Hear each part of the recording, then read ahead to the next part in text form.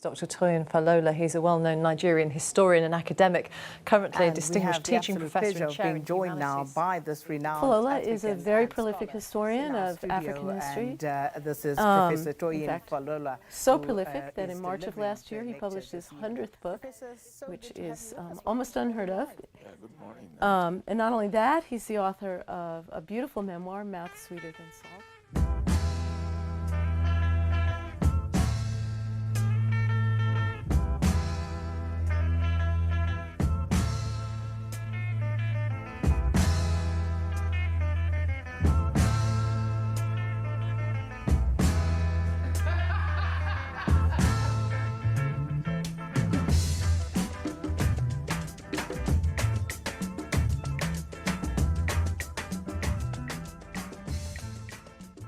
My name is Bisola.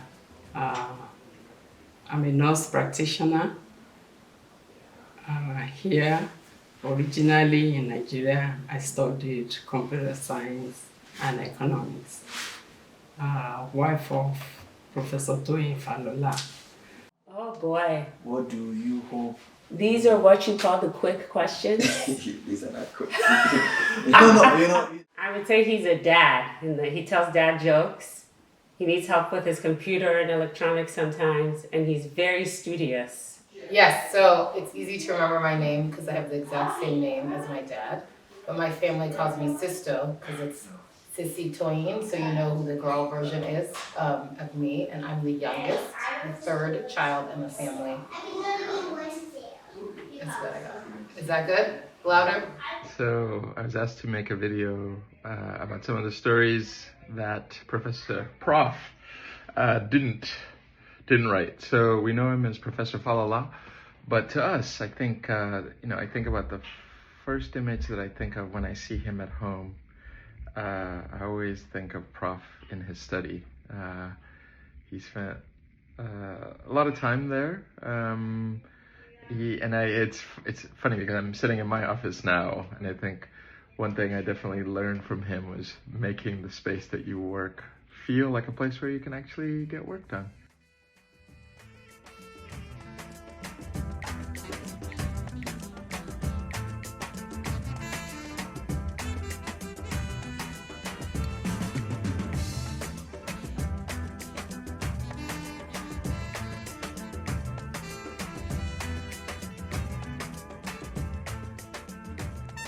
Who would you say is the most impatient amongst all of you? Patient sister. Daddy. Oh, he's included? Yes, the two men in your lives are included, right? The brother and the dad. Yes, and daddy. Daddy. Okay. The most patient? Impatient. I know, but the most patient. Me, clearly. No, mommy. Who's the No, most mommy. patient? You Mommy. are not the most patient. Is she the most patient? Mommy is, especially with all these shenanigans. Okay. I like how you volunteered the question and the answer was you. Okay.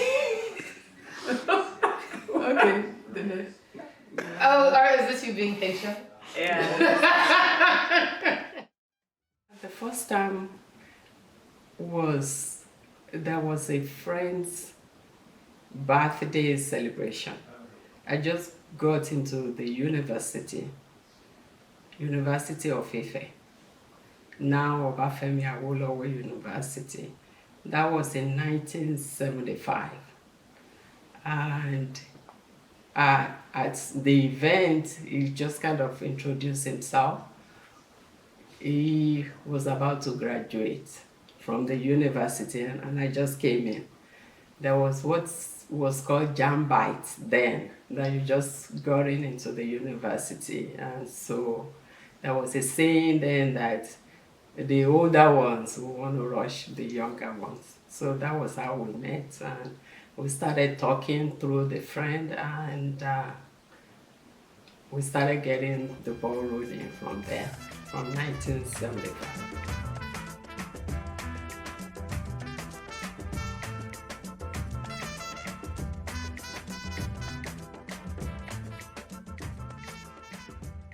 I remember my brother went on a trip with him to Nigeria. And he was like, oh, there are all these people coming to visit him and to see him and to ask questions. He came back and he was like, oh, you know, he's just a dad to us. And so that's how we see him.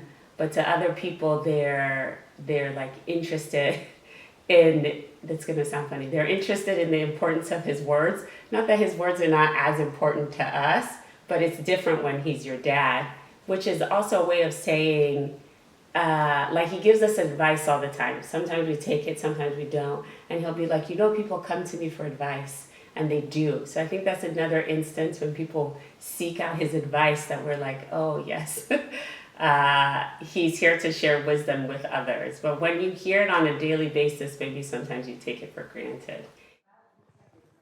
Well, you know, we have the same name, and so when I went to UT for college, for undergrad, our email addresses were like just a letter or two off. So I used to get a lot of emails that were addressed to him, and there would be all sorts of dignitaries visiting or people giving lectures or things like that I would get invites to, and or people sending, you know, oh, I loved being in the class, or sometimes, can you change my grade, which I actually thought those were hilarious. But I didn't know until I was really honestly in college, and I was getting all of these emails that I was then subsequently forwarding to him all the time. And then people would see my name at UT and come up and say, oh, I loved your dad's class, or I was in your dad's class, or he's so funny, or he's so great. And so I think that happened a lot when I was at UT. Even actually this girl who's actually quite a big influencer on Instagram. It's all these followers, all this stuff. Somehow we got connected, and it only happened because she had taken my dad's class. And so now I like to joke that I know this kind of like celebrity online, and it's only because she literally was friends with my dad first. So it's always, I tell people that, I'm like, they were friends with my dad first, which happens actually a lot in the UT community. When I was growing up, I don't know if it was really clear to me what he did for work. I mean, I knew he had lots and lots of books and he was writing, but I don't, you know, as a child, that I don't even recall what that meant. I think what I recall the most about him raising us, I think his big focus on family, big focus on education and hard work. And I remember spending a lot of my summers when I was in school at university. And I remember at the time thinking to myself, all my peers are out playing, but I'm at a university, hanging out with university students. But I look back at that now, and I'm grateful that he actually instilled that discipline and that work ethic in me. We dated for about 6 years.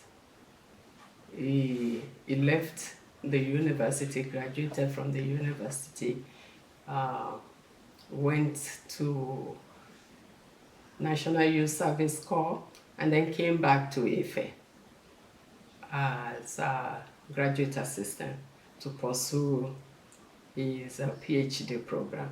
And I was still at Ife then, trying to finish up.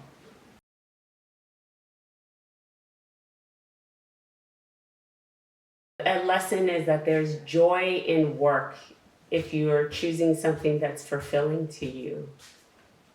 Because I think sometimes people talk about their work or think that his output is only just rigorous, but he really enjoys it. So I think it's both a combination of hard work and that the work in itself should bring you joy. He really doesn't sleep a lot, which as a physician, you know, I have my own professional opinion about it, but he really has a habit of working all of the time. So he really he doesn't sleep. He used to have like a Fitbit that my husband got him, and he thought it was broken because it was like, he'd sleep 2 hours, awake an hour, sleep an hour, awake an hour, and he came to me and said, oh, this thing is broken, and I called, and no, that is his actual schedule. He's really not a big sleeper because he's always working, but now we have the wearable evidence to prove it as such. A habit of his that I think about also as well, I focus right now on thinking about his study and the constant coffee warmers. Hard working. pursuing what he loves to do, which is to write. We've always been proud of him doing that. It's not crunchy. Yeah, okay, Oh, this side is crunchy. That's fine. Correct. Mommy is directing. Okay, so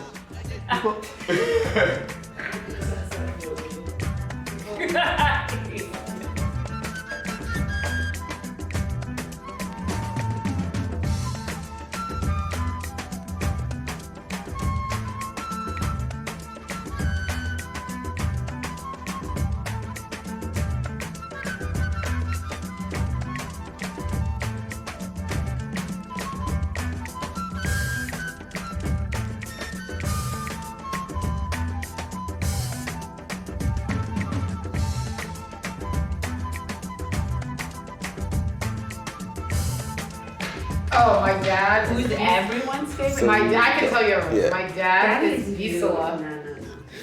Yes, it's Bisola. Mommy's is Dolly. Mommy's is Dolly. Followed by you.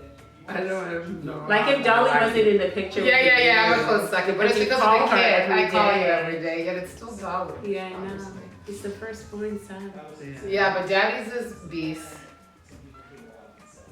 Yeah. 30 years from now. Well, me, I hope I'll remember most different memories that we're going to be making with the kids, I think everyone, I'm sure, will say something about books and papers and things like that. But for me, it's like just the fun stuff, doing stuff with the kids. I think we give him a hard time sometimes for inviting a lot of people in because we'll show up and there's always like 3 extra seats that we weren't expecting. But for me, I think it has taught me to always have a open heart and be generous to others. And so even though sometimes we give him a hard time, I'm actually fine with it. And I think it's a good life lesson to always keep a seat empty at your table for someone else. I'm a physician, I work in healthcare. I think it's, I've devoted my life to helping people, and I think I got that from my parents. That we'll still living together as husband and wife. And we've pretty much been able to negotiate each other's spaces without having any issues. He probably can read my mind before I open my mouth, and I can read his. So we've been able to negotiate that shared decision making from the get-go. So we don't need to rehash that if this happens, this is what you need to do. So I think that's the route the future will take both of us. I guess, thanks for instilling in all of us. I think my brother, my sister, and I are all trying to do something that will make a big impact on people and leave the world, the planet in some way better than it was before we were here. And we all try to, I think, instill that in our kids. So I would say that. And 30 years from now, people ask me all the time, they ask, do you see Prof retiring? And I don't. I don't. I think about him 30 years from now. I'm sure he'll still be working. I think he'll be writing. I expect he'll be just as prolific as he is today. So anyway, grateful that I got this opportunity to talk and reminisce. And I'm finishing my 4th memoir, entitled Bisola, a story of fatherhood. I'm writing about the relationship between my daughter and myself. And I want to use that book to encourage a new line of writing, that you can write about your kids, because it's fascinating.